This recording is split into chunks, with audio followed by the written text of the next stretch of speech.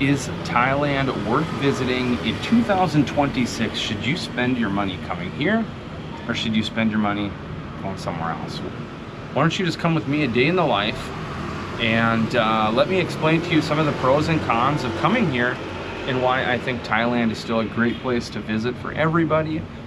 And you know, everyone's gonna have their own needs, and everyone's travels are gonna be completely different. Some people may be traveling for just a week, some people may be traveling for 3 months. And so obviously everyone is going to be affected differently, you know, regarding how they travel. But yeah, let's just have a nice day and go out.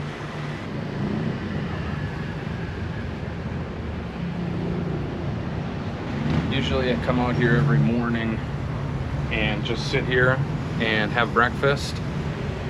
Something. I usually have 2 breakfasts. I'll have a small, one of those kind of meals from 7-Eleven where it comes in a little package and you can warm it up. And then I'll go out in the morning and have kapao mu.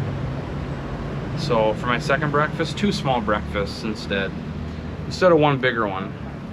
So I've lived in Thailand on and off for the last couple of years, and I just recently got back here.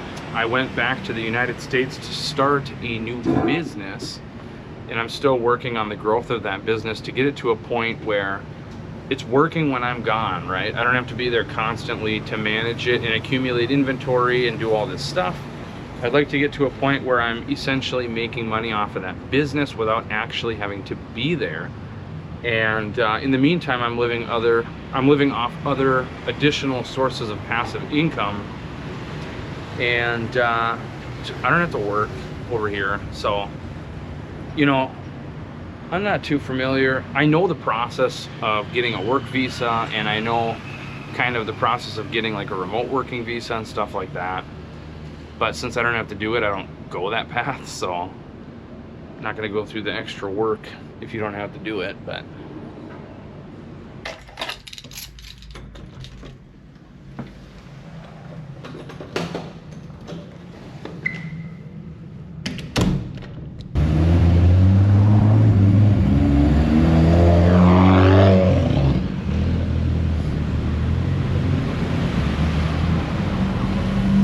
that was pretty sick. You don't see that too often around here. A couple Supras and an R33, or was it an R32? I think it might have been an R32 Nissan Skyline, and a Silva or whatever it was. But smelled like ethanol. I don't know if they have E85 over here, but I swear it smelled like E85. A couple luxury condos and hotels in this area where I live, which is near Lumphini. I'm right in between Lumphini and Benchikiti. Lots of luxury places here. One thing that I noticed is that there's mostly locals and Chinese down here, not a lot of whites. So, which is why I'm over here now in this area, because this is not like the main part of town. It's not like the center of the city where everyone typically ends up as a tourist for the first time. This is a little bit more off the path, but at the same time it's just as convenient. It's actually better in my opinion. It's a little noisy, you know, all the cars and stuff, but in general it's a lot quieter, and there's a lot less tourists here. Not that I don't like tourists. I think they're obviously an extremely important part of the economy here, but they tend to be a lot less respectful and a little bit dirtier, so kind of get away from them a little bit. Best drink, dude. Yeah, Volts are my absolute go-to.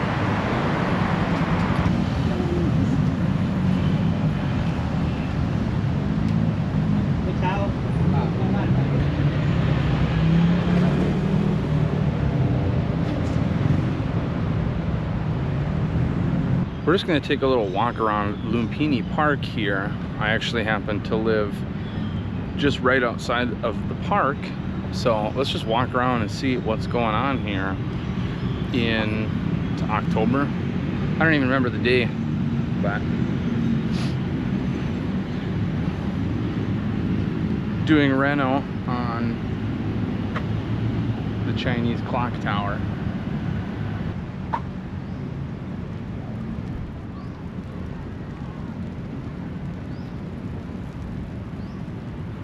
Quite a few big fish in here. I don't know what kind of fish those are. Then you also have those water monitors like that over there, a lizard looking thing. I don't know what that symbolizes. I don't want to walk in the grass either.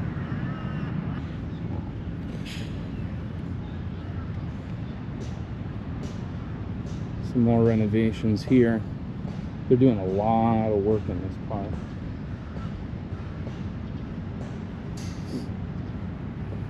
So I wanted to make this video just to kind of do a general talk about what's going on in Thailand in terms of inflation. I've seen a lot of kind of borderline hate videos that are kind of hating on Thailand.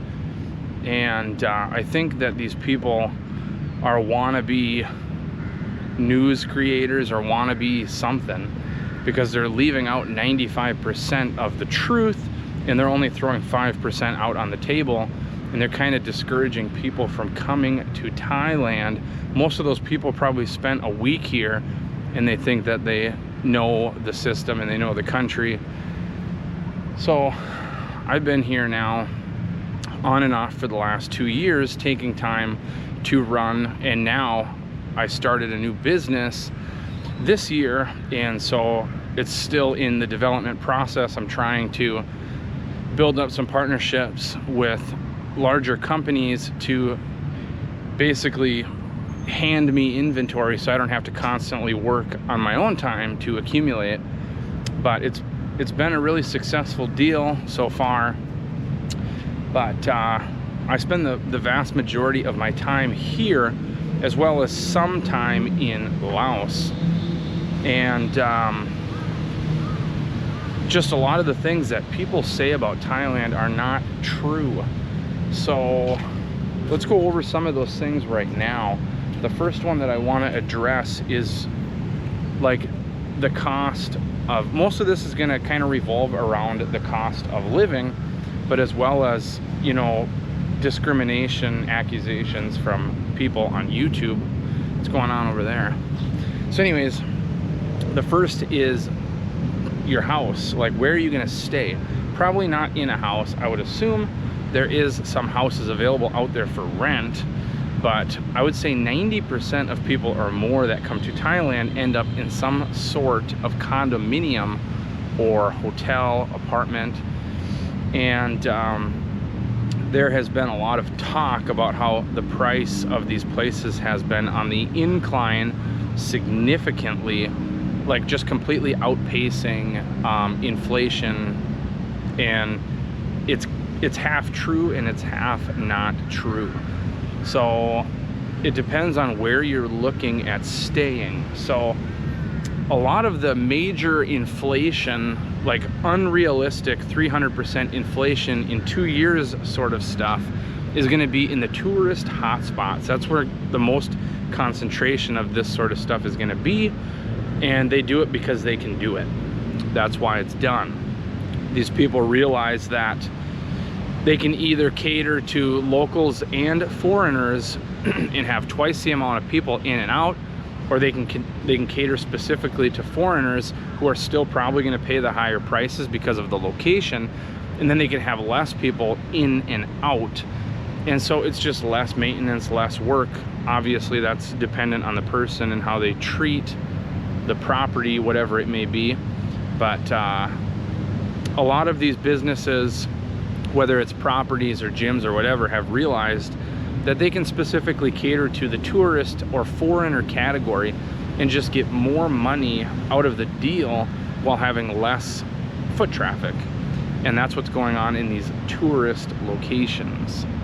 So for example, when I first moved here, I lived at this place called Sukhumvit Circle 11, and there is a relatively new construction condominium there, and amazing place. It's like I had a 1-bedroom apartment with a full living room, a full-size kitchen, full-size, you know, they call it a dry bath because my shower was completely enclosed and separate from everything else. And so I was paying it was under $600 a month at that time, with no additional utilities and no Thai baht deposits up front for utilities. And that was almost 2 years ago. And that was the first time that I stayed here extended stay. Well, I wanted to rent that place again for just a couple months, right? Just to kind of be in that general area for a little while. Sometimes it's fun. Eventually you get sick of it and you want to go somewhere quieter. But when I looked into it, even in the low season now, the exact same place, 1 bedroom, they're wanting $1,200 a month. You're also required to put a $5,000 or 5,000 Thai baht deposit that would go towards your utilities, and whatever you don't use at the end of the month, you'll get refunded out of that 5,000. Otherwise, if you use in excess of that, they require you to pay the balance. So the cost of that place more than doubled, and you pay utilities, which is mind-blowing. But you have to keep in mind that that is in the center of the city, where the majority of people that come here as a tourist most likely will end up the first time. That's where everyone typically ends up their first time around. And then when they get more experienced with the public transportation and they spend more time here, they begin to realize it's not worth the money to stay in an area that's 90% tourists that have no respect for anybody, not even themselves, and they're dirtier. It's a dirtier area. And then people eventually move out of those areas like I did. And so I now live near this park, Lumphini Park. I live right in between Lumphini Station and, or like right in between Lumphini Park and Benchikiti Park. The two parks, they're not too far from each other, walking distance. I live basically right in between those two. And I now have a studio apartment instead, because I realized that a full 1-bedroom was borderline overkill even for me and Duangdi. And so I decided to go that route instead of paying that over $1,000 a month waste of money, in my opinion. We're now paying under $200 a month. We do pay utilities, but based on the, you know, the baht per kilowatt, it should be maybe $50 per month on average if we're running the air conditioner for a little bit every day. So at the end of the day, when it comes down to where you're gonna live, you're gonna see these highly inflated prices over the last couple of years, specifically in higher tourist areas. And in my opinion, I would suggest that you try to stay out of those areas. You're gonna get a much more peaceful and quiet kind of living style, but you're still gonna have easy access to all of those things in those areas within just a matter of minutes by train. So if you can just get familiar with the different public transportation systems and learn how to use them and learn how to navigate on those, try to learn that as fast as possible, and then get out of the main city center, because you're going to save a massive amount of money on your general living costs and have, in my opinion, a better experience. Now when it comes to just general goods like, you know, store-bought items and stuff like that, I would say that the inflation is on par worldwide. There's some areas where things are going up in price faster, but in general the average thing costs about the same as it did a year ago. And I'm not seeing any dramatic changes in those departments. About a year ago, there was a time where a lot of the street food vendors upped their price about 10 to 15% or so, some even a little bit more than that, but I haven't seen any jumps since then. And in comparison to what you could expect in Western countries and other parts of the world, it's still a good bang for the buck, because you can go out to these small family-owned street vendors that have legitimate little meals, and you can get a decent meal still for like $1.50 US.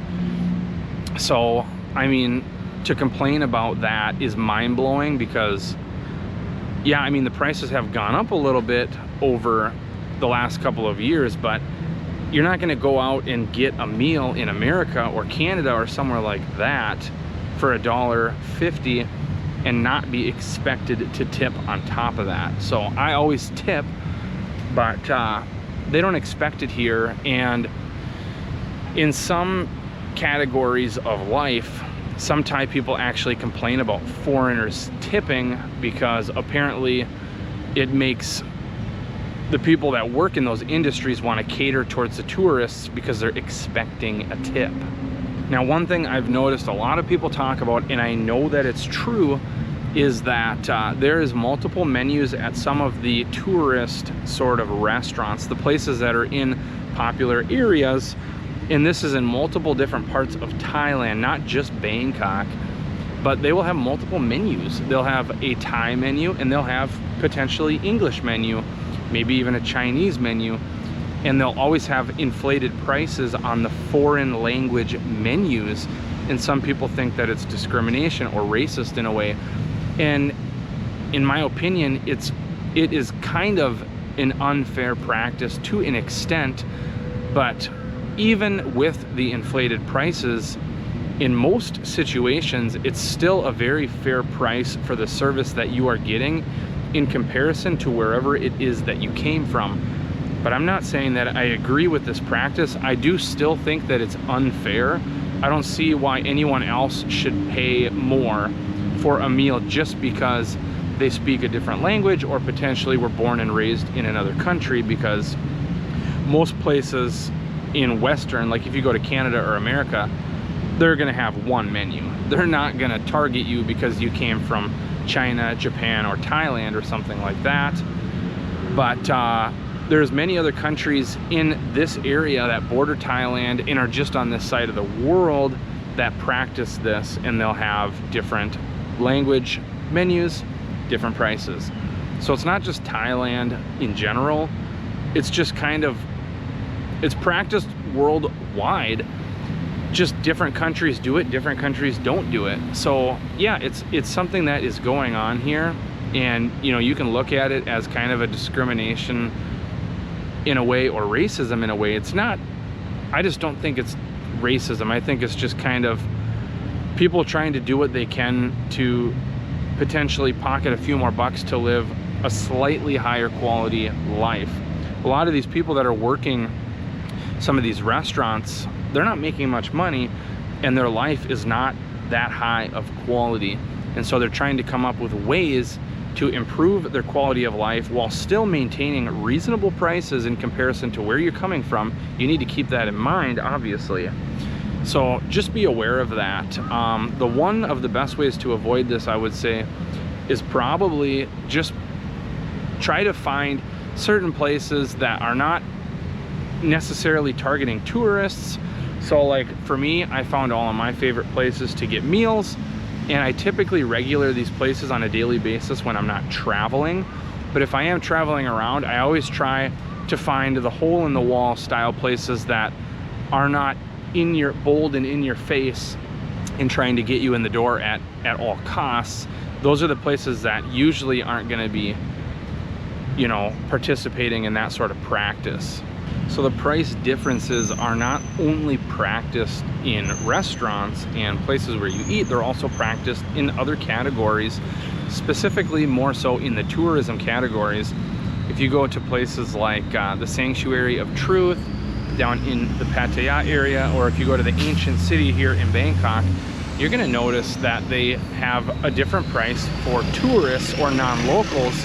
Typically they're charging you more. And a lot of people look at this and they say that it's racist and discriminatory in some way, which, depending on who you are, I could understand why you'd potentially say that or think that way. I think it's just a way to accumulate more money in the tourism sector or the tourism category of life to help in development costs. And these prices are still a lot cheaper than, like I said, a lot of the places that you'd go to back home. I mean, It all depends. I think there's a limit to this. Like if it's $100 or if it's 100 baht for a local to go into somewhere, I mean, it shouldn't cost a non-local 800 baht, you know what I mean? But if it's like 100 baht for a local, 150 baht for a non-local, okay, it's fine, right? But again, this is practiced in multiple other countries. It's not just Thailand, and I think you should just do your best to avoid having that negative mindset, because that is going to destroy your entire experience, period. I just don't understand why people get in the mindset of negativity and trying to find everything wrong with a country, while at the same time they're not trying to find anything good. All these amazing things in front of their face, and they just look past it because they're so focused on the things that they don't agree with, that, oh, we don't do that back home. Well, that you need to change your point of view, because you're not home. So remember that. You're not wherever you came from. Things are different here. So, you know, at the end of the day, I definitely believe that Thailand is worth visiting in 2026. It's not that much different than it was a couple of years ago. There's minor changes being made, and they're not discrimination type of changes. They're just changing things and trying to keep up with the times. A lot of people have complained about the TDAC. Come on. You used to fill out a form by hand when you got to the airport. You boop, boop, boop, boop, boop, boop, same stuff. Now they're trying to do it in advance so they can scan the QR code and all of the data is in their system already. Boom, done. So it reduces congestion in the airport. Lots of people act like it's this crazy visa application that, and like people are mad about it, and it's like, dude, it doesn't cost you any money. It's not an application, and you're not going to get denied unless there's some other reason why you shouldn't be entering the country. All it is an arrival card, and that's it. And it's electronic, so it's easier, so people have it done in advance when they come. No congestion in the airport. People aren't standing around filling out a card. It's that simple. But again, it's one of those things that people try to find a reason to be mad, and it is mind-blowing. Now, the one thing about, you know, Bangkok is that this place it feels futuristic borderline in comparison to America's cities. Like if you've been to New York and you've been to Vegas and you've been to LA and stuff like that, a lot of people think of Thailand as a third world country. Well, when you come to Bangkok, like the public transportation systems here are mind-blowingly ahead of what we have in America.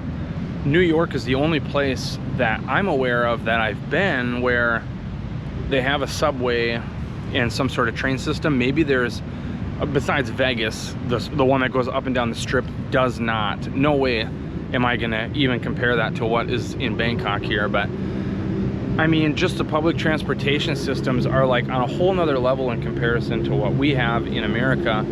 And also even the shopping centers in some of the more popular parts of town, even in the older parts of town, the shopping centers, not only do they feel more modern and cleaner and better than what we have in the States, but there's like no empty stores. You know, it's like everywhere you go, it's hard to find a spot that doesn't have somebody in it. And when you go back to America, half the malls are shutting down, and they're pulling them down and they're building up apartments.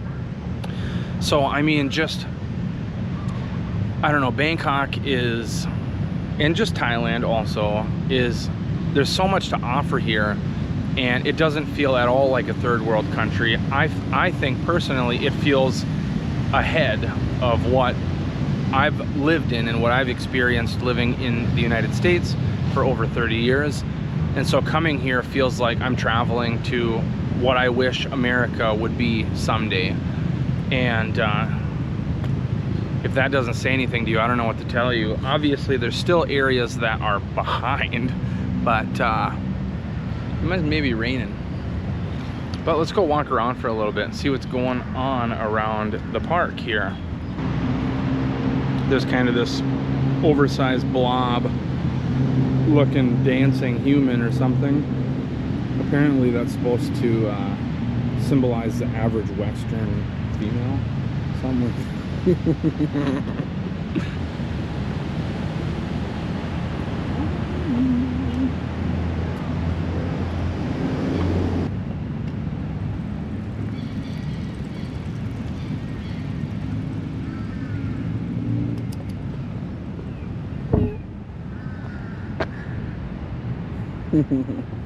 just chilling.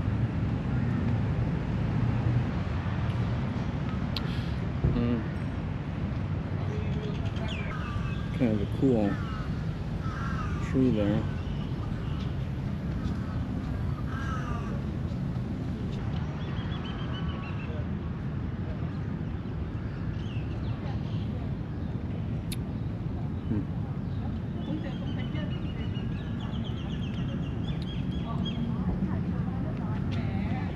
Yeah, everywhere I've gone to this week is like 10% of capacity of what it was a couple months ago. Damn!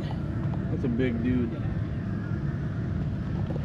But this is the only place that actually seems unfazed by the slow season, so it's good.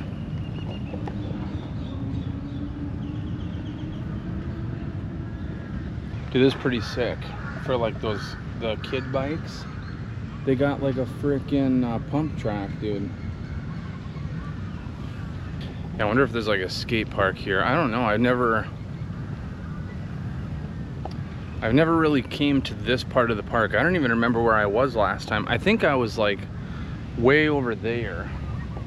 I came in the opposite side of where I've come in every time I've come in from the other side, which I believe is on the other side of all this stuff.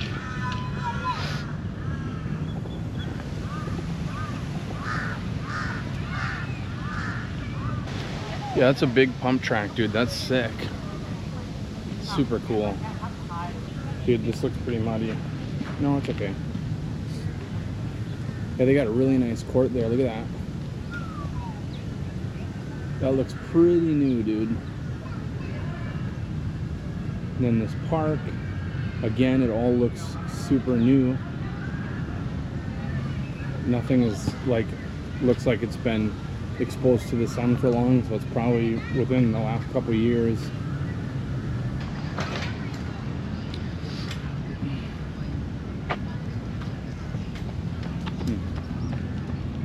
Little paddle boats. Just like Benchikiti. Yeah, I always came in from this side over here. Way over here is a parking lot, and I'd come in and go this way.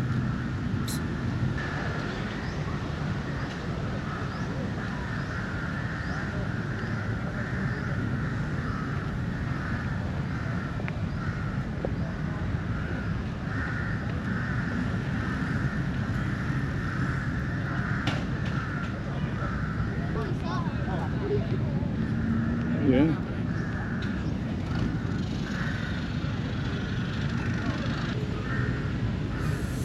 Nice. Pretty humid out here today, dude. It's not hot, it's just really wet.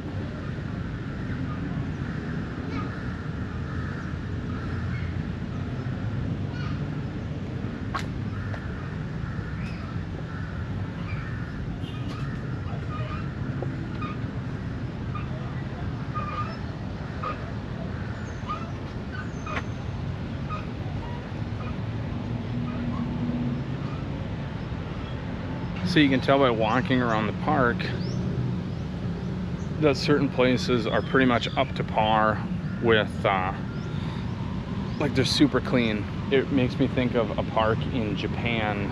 I can't remember the name of that park, but there's a park by that crazy Scrabble crossing, and it looks just like this. I mean, super clean, busy, people are just going at it.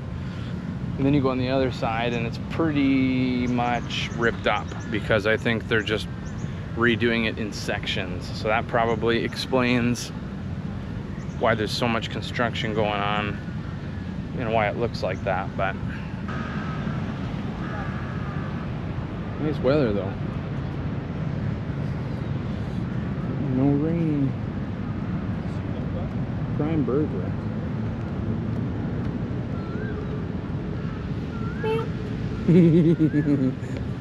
He looks pissed.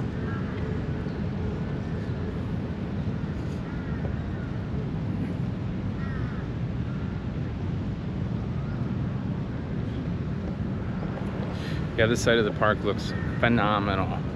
I think I'm starting to make my way back now to the area that is not completely renovated yet. Once I get up here to the next kind of larger intersection, I think is where I came in at, and over on that side of the park is like a lot of construction going on. But I do believe in the next couple of days that they're potentially going to be doing some sort of running marathon here, because they're setting up for it. This is a really nice track. I mean, it's not that old. There's no cracks, maybe a couple here and there, but there's no big holes, and it's pretty smooth. Plus you have all these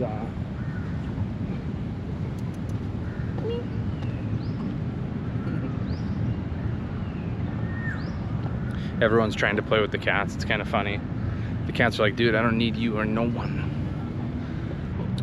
Yeah, this really does have the potential, in my opinion, to be the nicest park in Thailand. It's just, I think they're probably a couple years away from that being the case. Because not only does it have the largest amount of variety, it probably already is the nicest park in Bangkok, but once they get everything done, there won't even be a question. It will just be so far ahead of everything else.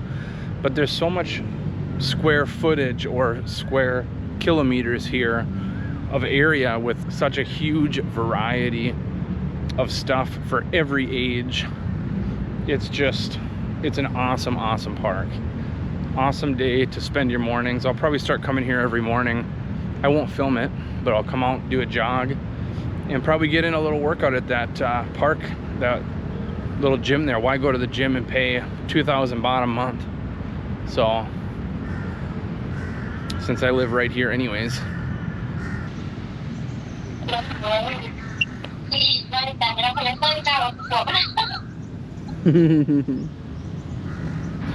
That should give you a general idea of what's at Lumphini Park. It's an awesome park. I think it's going to be the #1 park in the area within the next couple of years. They really build fast here. There's a racetrack over by Central World that they started and had it done in like 6 weeks. Like, they built out the racetrack, they built out the building, the entire facility, all the vendors were in there going, the bathrooms are ready to rock, everything in like 6 weeks. Completely mind-blowing. So, what the hell is that?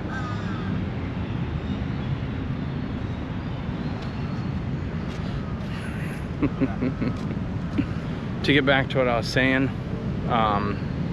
yeah, great place, and I don't want to get run over. But also, to get to the other point as well, like I mentioned, I wanted to kind of go over the Thailand drama that people are throwing out there. Like I said, they're only throwing out 5% of the truth and leaving out 95% of the truth. A lot of the things that people say is correct. It's just they're only highlighting the negatives. And if you don't highlight the positives, then the negatives are only going to outweigh the positives, and then you're just giving a negative point of view. Everyone is just making assumptions up front, and they're just bypassing and going other places for no reason. Yeah, no reason at all. So, but besides that, I'm gonna make my way back to the house, change, head out, get out a workout, and catch you in the next video. And if you haven't subbed to the channel yet, please do. I noticed that about 90 to 95% of people that watch the videos are unsubbed. So your sub definitely means a lot to the channel and helps me grow significantly faster, obviously. But make sure you hit that sub button And if you want me to learn more about Lumphini Park and get all of the details, I would definitely go back and make a detailed video of all of the stuff there. I just don't know anything about the place. I've only just walked through there. So thanks again for watching, and I will see you next time. Peace.